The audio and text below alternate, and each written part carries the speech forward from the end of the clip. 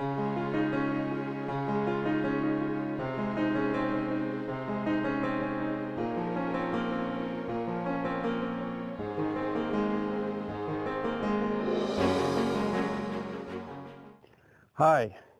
and welcome to beautiful far northwest New South Wales on a winter's day. About 20 years ago, I heard Harry Whitney talking about the concept of a cup of worry, and that each horse has a cup of worry in them. This was quite a new idea to me at the time, but it was such a powerful concept, it made such an impression on me that I've been talking about it ever since in my clinics. And I know Harry still talks about it. So for those of you who haven't come to a clinic or haven't heard of this before, I want to talk briefly about what is the concept and how it impacts on our training. In this analogy, the cup represents a horse's mind.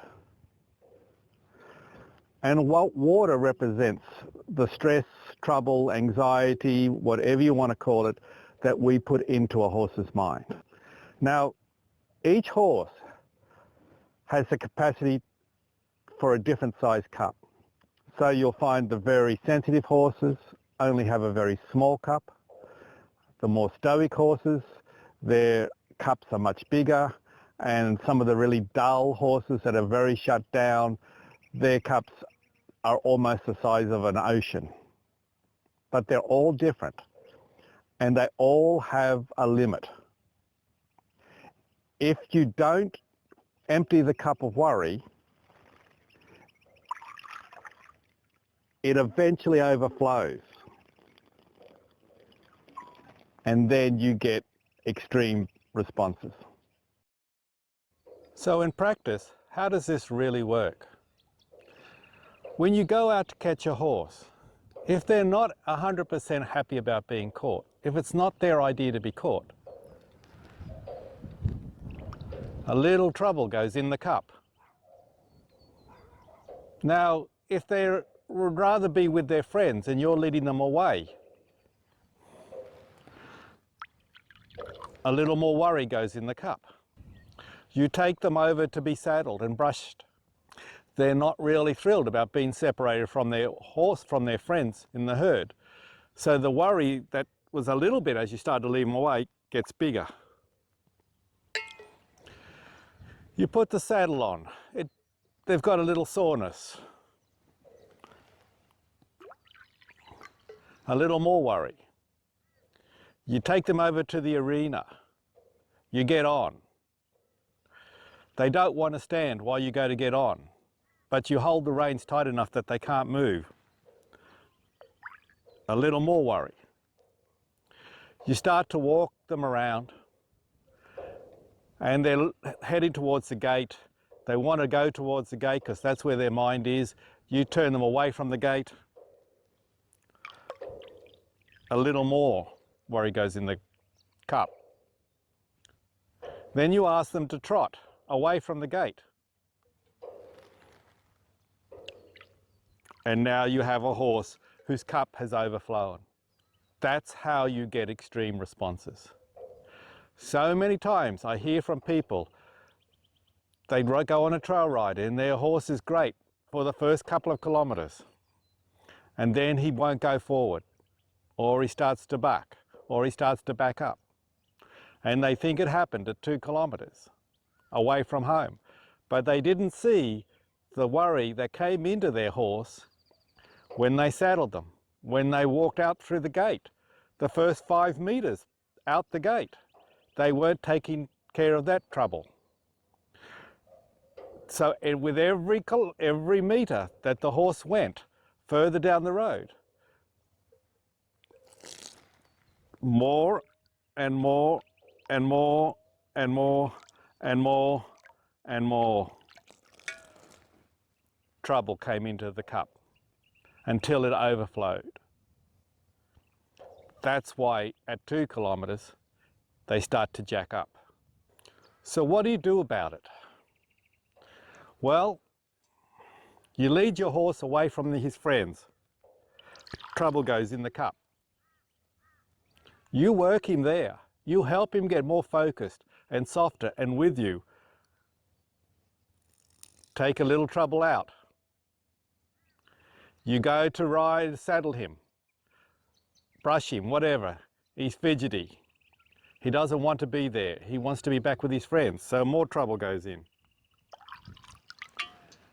So you work at that, and you empty the cup. And you don't go to the arena until he's focused, feeling softer, more mellow. The importance of those friends in the paddock have lost their importance. Then you go to the arena. You ride him. As you go to mount, he wants to move around.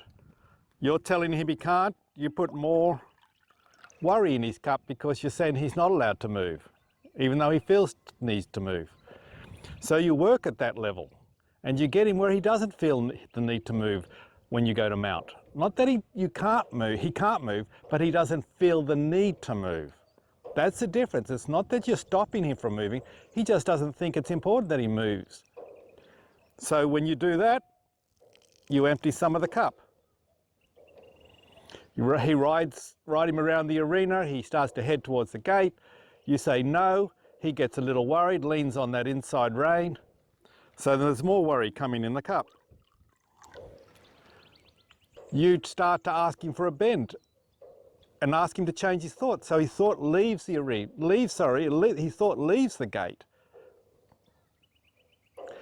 When it does, and he's soft and he's focused and he's following the feel of that inside rein, you're taking some of the worry out of that cup. You ride out the arena. He gets a little worried because he doesn't want to leave home. So a little more worry comes into the cup. As you go out the gate, you notice that resistance, that worry. Work at it, help him there. Empty the cup. And so on and so on and so on. You don't go to the next stage until he's feeling better, he has more focused, he feels soft, and his thoughts and your thoughts are the one. The reason the cup gets full is because his thoughts and your thoughts are doing different things.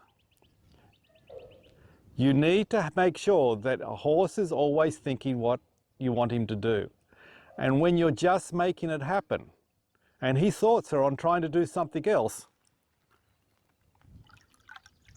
the cup gets fuller and fuller and fuller. But if you, at every stage, you focus on getting him attentive to you, you get him feeling better, whenever you feel that worry coming in, that anxiety, that resistance, whenever you feel it coming in, if you address that, the cup gets emptier and emptier and emptier. So I hope that gives you something to think about. I hope you can put that to work, because I found it incredibly useful. I have a range of horses that I work all the time, and they're all different, but they all have a cup. The cups may be different sizes, but they all have a cup, and I'm always trying to empty their cup. Okay. Good night, Alice, wherever you are.